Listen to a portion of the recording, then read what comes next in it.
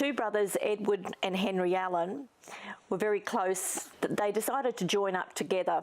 But before they left, they must have been a pair of larrikins, these boys, because they decided that they were going to leave a memorial or a monument to themselves going to the war.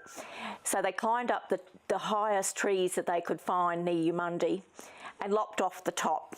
Yes, I was one of the day where they're still there. They lopped two tall trees for monuments to themselves when they went to the war.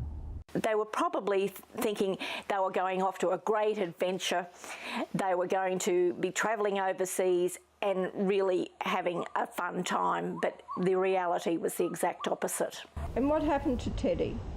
He missing in action. They never found him. And old Ned Orrs insisted he'd come home right till he died. He'd say Ted'll come back, because he was not reported killed, he was reported missing. And he never gave in. He said Ted'll come home, he'd say. Yeah. When they went back to look for Ted's body, they couldn't find it. They think it was another shell might have come afterwards. Yeah, Somebody did see him die. No, he said he laid him in the shell hole, he wasn't dead. And when they went back, they couldn't find him. Those two trees that were cut off by the boys must have been a tragic reminder to their father, Ned. He never actually believed that his son was dead, even though there was eyewitness reports of him being carried back to the casualty station and him dying.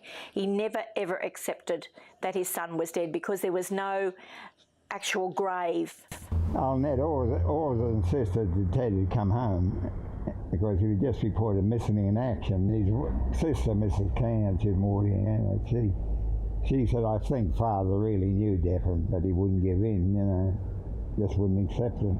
He stayed at home mourning his son, and he got to the stage where he made a beautiful kangaroo hide whip, 6 foot long, for his son, and no one was allowed to touch it or go near it because it was made for his son Edward.